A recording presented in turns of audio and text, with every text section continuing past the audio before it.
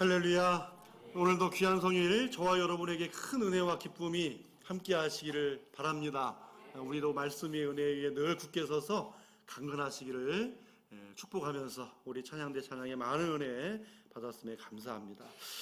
네, 오늘은 이 은혜의 선물 시리즈입니다. 은혜의 선물 오늘 따라서 하겠습니다. 은사와 재능. 네, 오늘 은혜의 선물은 은사와 재능입니다.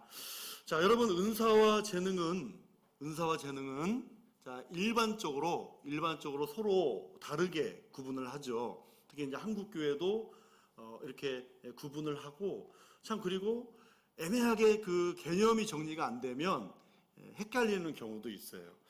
자, 은사는 자, 신약 성경에 보면 성령께서, 하나님께서 특별히 주시는 선물이라 그러죠. 특별한 선물이라 그럽니다.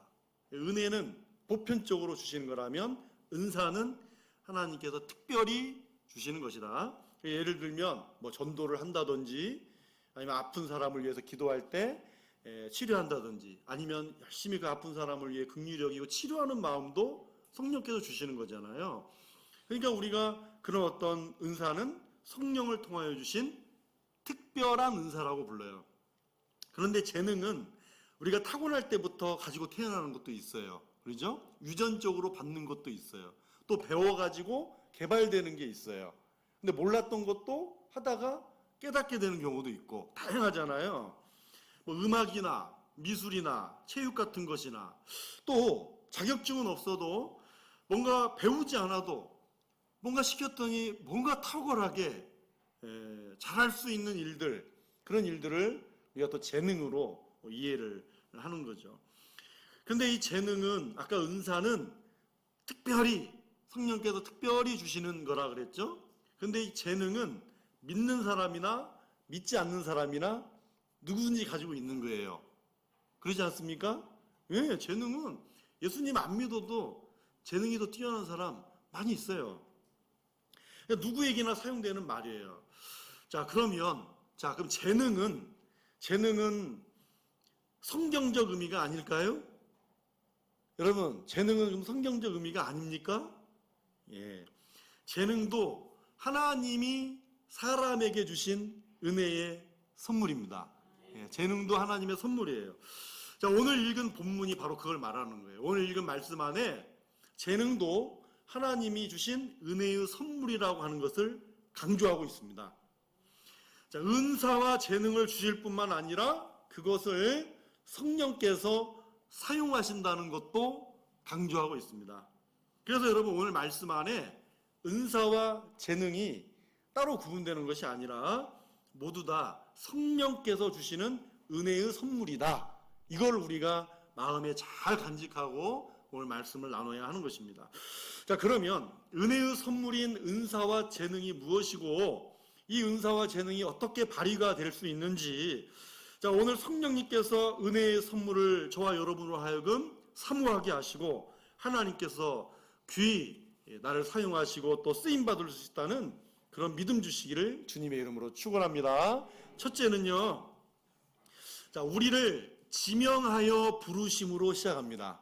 우리를 지명하여 부르심으로 시작한다. 자, 오늘 읽은 본문은요, 하나님이 거하시는 처소, 하나님이 예배를 받으시는 그 처소를 만들 성막을 세우는 일에서 이 헌신했던 사람들의 이야기가 소개되고 있어요.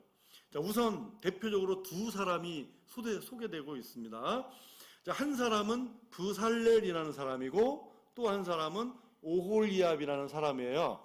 그런데 출애굽기 31장 서두에 보면 부살렐은 성막 짓는 모든 일의 책임자였습니다. 책임자. 오홀리압은 부책임자였습니다. 부, 사수, 부사수. 이렇게 책임자와 부책임자였던 거죠. 자, 우리 30절을 같이 읽겠습니다. 30절. 모세가 이스라엘 자손에게 이르되 볼지어다 여호와께서 유다 지파 훌의 손자요 우리의 아들인 부살렐을 지명하여 부르시고 어떻게 부르셨다고요?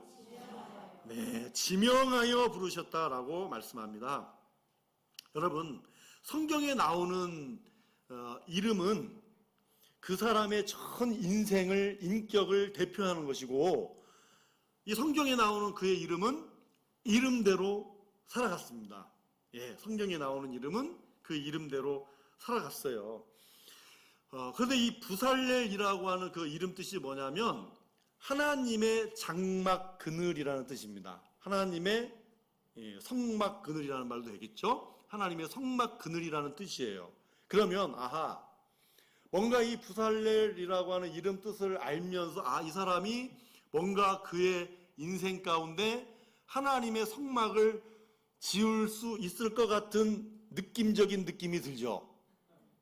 그렇죠? 왠지 그런 뭔가 할 것 같아, 하나님의 성막을. 그런데 역시나 그는 그의 이름대로 성막을 만드는 일에 책임자로 아주 적합하다. 오늘 여기 부르셨다 그 말이죠. 근데 여기 지명하여 부르셨다라고 하는 거 있잖아요. 지명하여 부르셨다라고 하는 건 그의 이름을 여러분 하나님이 야 하고 부르시는 분이십니까? 야 하고 어이 그렇게 부르셔요? 아니잖아요. 여러분 우리가 기도할 때 하나님께서 기도하는 나에게 어이 어이 그러셔요? 내 이름 부르십니다. 여러분 내 이름 부르시는 음성 들어보셨어요? 내 이름 부르십니다. 나를 아시고 오시는 거예요. 그러니까 여러분 하나님은 지명하여 부르신다. 이 말은요 애매모호하게 부르시는 것이 아니라 분명히 지명이라는 건 그 이름을 불렀다는 거예요. 그러니까 하나님께서 부살렐이라는 이름을 정확히 호명하여 부르셨다. 그 뜻이 지명하여 부르셨다는 뜻입니다. 예, 정확히 그의 이름을 부르시며 부르셨다. 그 말이거든요. 그러니까 여러분 성경을 보면 하나님은 항상 사람을 부르실 때 사람의 이름을 부르셨잖아요. 사람의 이름. 모세야, 아브라함아, 여호수아야, 야고바, 또 사무엘아, 그리고 예수님이 태어나시기 전에 요셉아 분명히 부르셨잖아요. 요셉아 부르셨잖아요. 바울 되기 전에 사울은 예수님이 얼마나 폭폭했던지 사울아 두 번이나 부르셨어요. 두 번이나. 여러분 이름은 우리 세상에서 부모님이 지어주시잖아요. 그런데 세상에서 지어준 이름이라도 하나님은 그 이름을 아신다는 거죠. 내 이름을 아신다는 거예요. 이처럼 하나님께서 이 땅을 살아가는 저와 여러분을 아십니다. 네, 주보에 나온 이름도 아세요. 찬양대원의 이름도 아세요. 찬양대원 한 사람 한 사람 이름도 알고 예물드린 명단도 아시고 우리 교회 재직 이름을 하나님이 아십니다. 그러니 여러분 생명책에 기록되는 거 아니에요. 뭔가 좀 반응을 좀 보여주세요. 이렇게 그러죠? 네. 그러니까 생명책에 기록된 이름인데 내가 그렇게 믿는데 어떻게 하나님 내 이름을 모른다고 얘기할 수 있겠어요? 그건 모순이지. 그러지 않습니까? 내 이름을 아신다는 거예요. 그럼 어떻게 아실까요? 어떻게 지명하여 부르시며 아실까? 이사야 43장 1절 하반절을 읽겠습니다. 너는 두려워하지 말라. 내가 너를 구속하였고 내가 너를 지명하여 불렀나니 너는 내 것이라. 아멘. 자, 하나님께서 나를 아시고 내 이름을 부르시고 하나님의 것으로 삼으셨기 때문에 내 이름을 아신다는 거예요. 여러분 하나님께서 이름을 지으시고 부른다라고 하는 거는요, 하나님 편에서 그 대상을 나의 특별한 관계, 특별한 대상으로 삼고자 하심입니다. 특별한 사랑을 드러내는 거예요. 그러니까 이 관계와 사랑은 뭐예요? 저와 여러분을 죄에서 구속하셨고 자녀 삼아 주셨고 또 내 인생, 그 사람의 인생을 다스리고 책임져 주시기 위해서 부르시는 것입니다. 그러니까 한 사람도, 예수 믿은 사람들은 한 사람도 거저왔다 거저가는 인생이 없습니다. 다 하나님의 손 안에 있는 것이죠.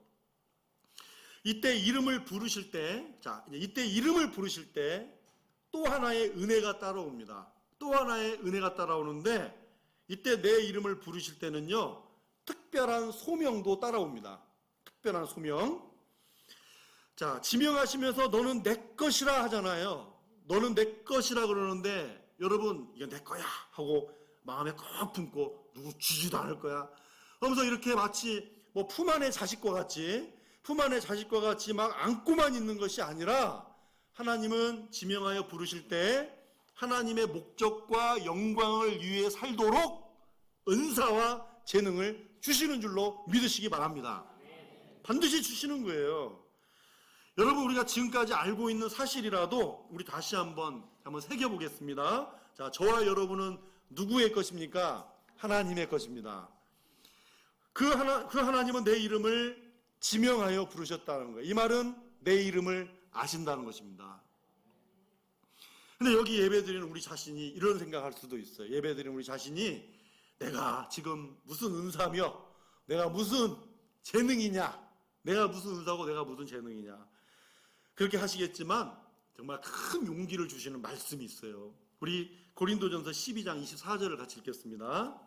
오직 하나님이 몸을 고르게 하여 부족한 지체에게 귀중함을 더하사, 뭘 더해 주십니까? 귀중함을 더해 주신대요. 누구에게? 말씀대로 부족한 지체에게 귀중함을 더한다. 귀중함과 더함 두 가지가 있어요. 여러분, 하나님은 부족한 나라도 귀하게 여기십니다. 예? 부족하고 연약한 나라도 하나님은 귀하게 여기시는 거예요. 또 하나님께서 각별히 보살피셔서 부족함을 반드시 채워주신다는 거예요. 귀중함, 더하심, 이 두 가지가 큰 은혜인 것이죠. 여러분, 나에게 있는 은사와 재능이 다른 사람에게는 없을 수도 있어요. 다른 이에게 없는 것이 나에게 있을 수 있어요. 없는 사람은 없습니다. 다 있습니다. 자, 그런데 여러분, 우리 인생, 하나님을 믿는 우리 하나님의 사람들은 물론 우리 자신이 하나님 앞에서 겸손한 마음으로 부족하지만, 그러나 여러분, 우리는 우리의 삶 가운데 늘 부족하고 없는 것만 보는 사람이 아니잖아요. 동의하십니까? 우리는 늘 부족하고 없고 막 그거를 어떻게든 좀 막 채우려고 막 일을 어떻게 표현하죠? 아급박스럽게 막 이렇게 살아가는. 여러분, 우리는 부족한 것을 자꾸 찾고 보고 실망하는 사람이 아니에요. 여러분, 저와 여러분은 하나님께서 내게 주신 것을 보고 감사하며 사시기를 바랍니다. 내게 있는 것 보고 감사하며 사는 사람이지 맨날 부족한 거 보면서 그렇게 찾아 헤매는 사람 아니에요. 그래서 여기 말씀의 약속은 부족할 수 있다는 거예요. 뭘 좀 하려고 하면 부족한 면이 있다는 거죠. 부족할 수 있지만 그러나 하나님은 부족한 나를 귀하게 여겨주신대요. 그리고 부족한 것을 채워주신다는 거예요. 만일 우리가 이것을 믿는다면, 이것을 믿는 하나님의 사람이라면 내가 부족하다, 아무것도 할 수 없다, 그런 말을 해서는 안 되는 거죠. 오히려 그거는 변명이고 핑계일 수 있어요. 하기 싫어서. 근데 여러분, 오늘 하나님은 저와 여러분 각자를 지명하여 부르셨습니다. 지명하여 부르실 때는 능력도 함께 해주시는 줄 믿으시기 바랍니다. 그러면 여러분, 이 믿음이 있으신지요? 나의 부족함을 아시고 채워주시며 내게 능력 주심으로 내가 모든 것을 할 수 있다는 그런 믿음을 가지시기 바랍니다. 둘째로, 은혜의 선물인 은사와 재능은 따라서 하겠습니다. 성령의 선물. 그렇습니다. 성령의 선물입니다. 자, 하나님께서 지명하여 부르신 사람들을 오늘 이렇게 소개하고 있어요. 우리 31절을 같이 읽겠습니다. 하나님의 영을 충만하게 하여 지혜와 총명과 지식으로 여러 가지 일을 하게 하시되. 자, 말씀을 보면 하나님의 영을 그에게 충만하게와 지혜와 총명과 지식으로를 구분했죠. 같이 묶지 않고 구분했다라고 하는 건 의미가 약간의 차이가 있고 다르다는 의미예요. 그래서 성령 충만과 지혜, 총명, 지식이 같은 말로 연결된 것 같지만 그렇지 않아요. 개념이 다릅니다. 자, 여기서 그는 부살렐입니다. 부살렐이라는 사람인데 지혜와 총명과 지식을 가지고 있는 부살렐이었어요. 예, 지혜, 총명, 지식을 부살렐이 가지고 있었단 말이에요. 그런데 성령께서 부살렐에게 성령 충만한 감동을 주셨어요. 그러니까 성령 충만함과 함께 그가 가지고 있는 지혜와 총명과 지식이 합쳐져서 하나님의 일을 할 수 있게 되었다는 뜻입니다. 그 말이, 그러니까 하나님 편에서 더 정확히 보면 성령님은 부살렐을 사용하셨다는 거죠. 그것을 사용하셨다. 성령님 편에서 말씀할 수 있습니다. 자, 그러면 이것을 좀 더 구체적으로 지혜, 총명, 지식이 무엇인지를 우리에게 가르쳐주는 말씀이 있습니다. 우리 32절, 33절을 같이 읽겠습니다. 금과 은과 노수로 제작하는 기술을 고안하게 하시며 보석을 깎아 물리며 나무를 새기는 여러 가지 정교한 일을 하게 하셨고. 아멘. 자, 저기서 기술이라는 말이 있습니다. 기술. 이 기술이라고 하는 말이 지혜, 총명, 지식과 같은 말입니다. 이게 지혜, 총명, 지식이 기술이에요. 그러니까 성령님과 기술, 성령님과 지혜. 자, 이 두 가지가 같이 있다는 얘기잖아요. 자, 그렇습니다. 하나님은 부살레를 책임자로 세우셔서 여러 가지 일을 하게 하셨어요. 여러 가지 일들은 뭐냐면 35절에 보시면 조각하는 일들, 보석을 세공하는 일들, 자수를 놓는 일들, 기타 그 외에 여러 가지였어요. 그런데 여러분 34절에 보면 부책임자였던 오홀리압을 감동시켜 주셔가지고, 여러분 성막을 두 사람이 할 수 없잖아요. 성막 제작에 참여하는 많은 사람들을 가르쳤단 말이에요. 성령의 감동하심으로 이렇게 하나님께서 이렇게 하라고 하셨다고 가르쳤어요. 그러니까 그 배웠던 사람들도 성령에 충만하여 이 기술들을 발휘하기 시작한 것입니다. 그러니까 여러분, 아까 은사와 재능을 같은 개념으로 성령의 선물로 보자 그랬습니다. 여러분, 그래서 이 기술도 성령이 주신 재능이었습니다. 예. 자, 그런데 이런 걸 생각해 볼 수 있잖아요. 성령께서 이 기술을 주시지 않아도 교회 안에서 다른 더 훌륭한 기술자를 밖에서 데려다가 사용할 수 있습니까? 없습니까? 있죠. 이미 기술을 가진 사람들, 성령님께서 이 기술을 주지 않아도 이미 기술을 가진 다른 사람들을 데려다가 할 수 있어요. 여러분, 타고난 재능을 가지고도 데려다가 사용할 수 있어요. 그러나 여러분, 아무리 인간적인 지혜와 지식과 기술이 있더라도 하나님의 일을 위해서는 하나님의 감동과 감화력이 있어야 될 줄 믿습니다. 하나님은 그래서 적어도 이 성막을 만드는 일에는 이런 기술, 이런 재능을 성령 충만함으로 일하기를 원하셨던 것입니다. 그래서 여기에 우리가 두 가지 상반된 경우가 있고, 교회에서도 그런 일이 있을 수가 있어요. 무슨 일이냐면 서로 상반된 일인데, 하나는 전혀 성령 충만함이 없어요.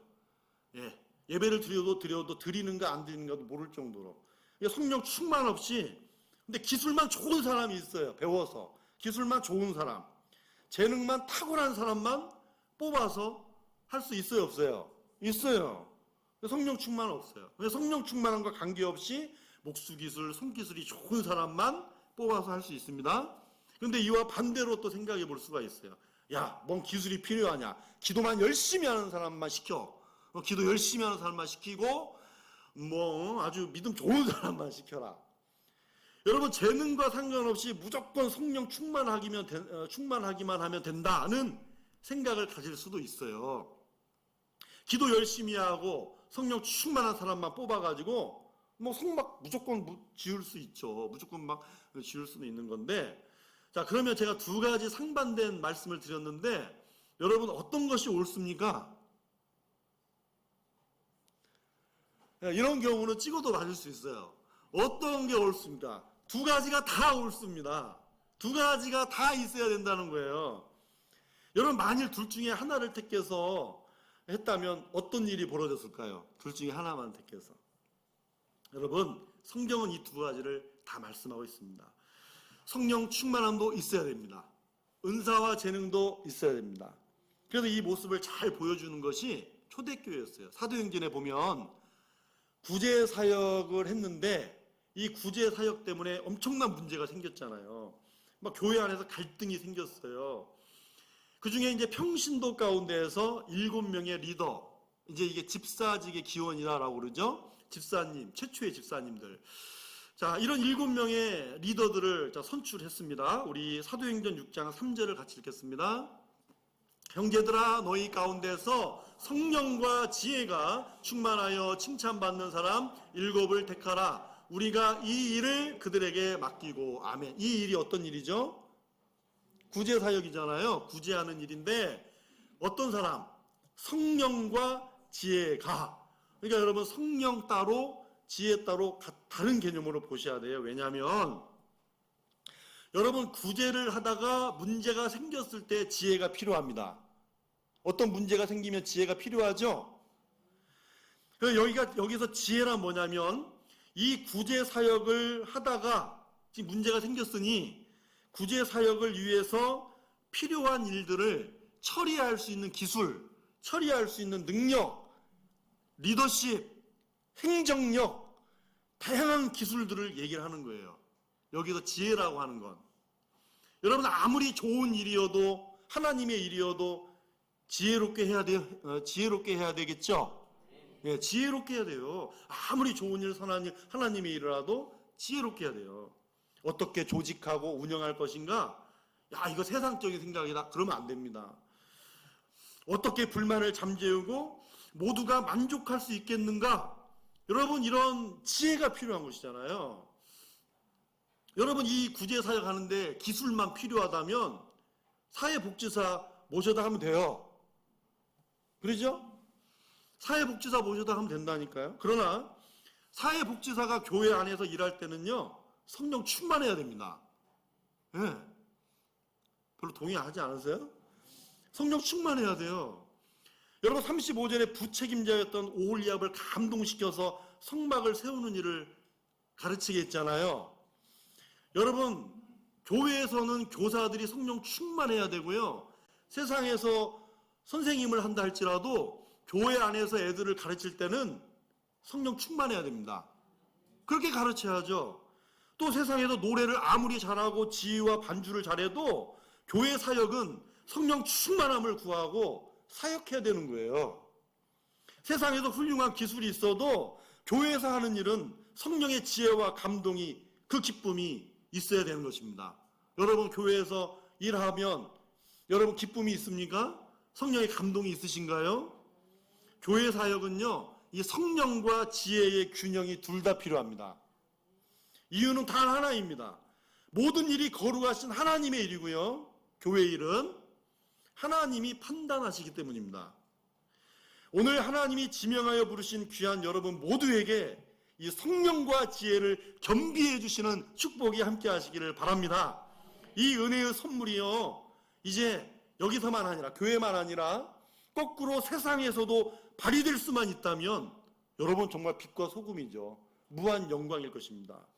우리에게 주신 은사와 재능을 성령 충만함으로 감당하여서 하나님께 영광 올리는 데 사용하고 교회와 이웃에게 유익이 되는 일을 우리가 할 수 있음을 믿으시기 바랍니다. 마지막 세 번째로, 은사와 재능은 하나님의 명령을 따라 사용해야 됩니다. 하나님의 명령. 우리가 성령 충만한 은사와 재능이 있다 할지라도 교회에서 발휘할 때 중요한 원칙이 있습니다. 우리 36장 1절 하반절을 같이 읽겠습니다. 모두 여호와께서 명령하신 대로 할 것이니라. 아멘. 여호와께서 명령하신 대로 하래요. 근데 저기서 모두라는 말이 있어요. 모두. 모두는 모든 사람, 모든 일 다 포함하는 거예요. 그러니까 은사와 재능을 수행하는 과정에서도 하나님의 방법대로 해야 한다는 것입니다. 자, 어디까지?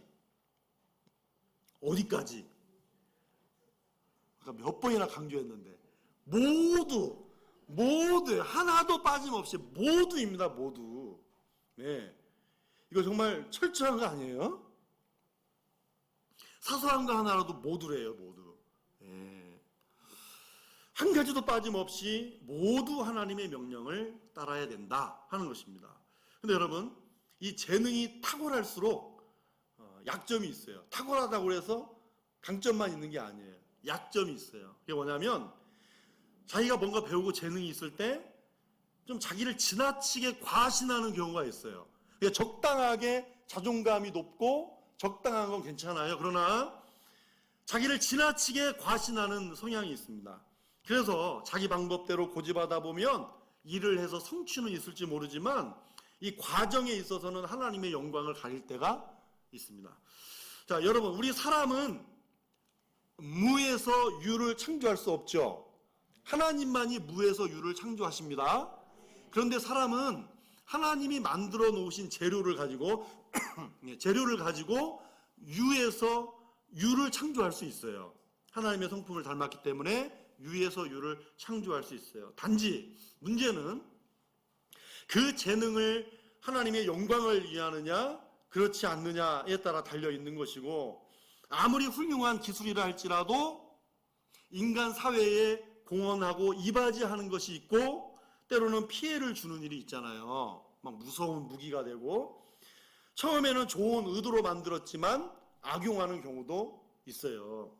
여러분, 은사도 마찬가지예요. 은사도 성령님께서 우리에게 특별한 선물인데 은사도 악용될 수가 있습니다. 여러분, 성령께서 특별히 주셨지만 그 은사가 교만이 되면 은사는 마귀의 도구로 변질될 가망성이 많이 있습니다. 기도도 교만이 될 수가 있고요. 찬양도 교만이 될 수가 있어요. 여러분, 마귀는 영적인 존재이기 때문에 영적 일을 가지고도 막 사람이 겉모습으로 막 변질되는 게 아니라 영적으로도 변질시킨다는 점을 항상 경계해야 되는 거예요. 그래서 마귀가 이렇게 해서 원하는 결과가 뭐예요? 마귀가 원하는 결과가 있단 말이에요. 이미 정해진 결과거든요. 그 정해진 결과는 교회에 상처를 주는 것입니다. 예, 분열이에요. 그러니까 결국 마귀가 원하는 결과는 그겁니다. 그걸 목적으로 가는 거예요. 계속해서. 자, 이런 과정들이 하나님의 인도 따라 하는 것이 아니라 자기 고집, 자기 방법, 자기 기술만 따라서 그냥 일하기 때문이죠. 여러분, 하나님은 이 오늘 본문에 지금 하나님의 사람들에게 성령 충만함도 주셨고 기술도 주셨습니다. 그러나 여러분, 성경을 보면 가장 세밀한 부분까지 하나님의 명령 아닌 것이 없잖아요. 여러분, 은사도 재능도 중요하고 또 성취도 중요하지만 매 과정마다 하나님의 명령을 더 중요하게 여기시기를 바랍니다. 우리 기독교 윤리 중에 하나는 목적이 수단을 정당화하지 못한다는 것입니다. 무슨 말이냐면 목적이 좋으면 수단도 좋아야 되고 그 과정도 올바라야 된다는 거예요. 이게 우리 기독교 윤리예요. 그렇게 살지 못해서 그렇지. 근데 여러분, 저는 중요한 원칙을 가지고 있습니다. 저는 하나님의 순리를 믿는 것입니다. 그거는 지금까지 겪어왔던 경험에 의해서기도 하고 또 하나님의 말씀에 의하기도 합니다. 여러분, 하나님의 순리를 믿는 것입니다. 아무리 좋은 계획이고 아무리 좋은 결과를 기대할 수 있어도 모든 것은 하나님의 순리대로 가는 것이고요.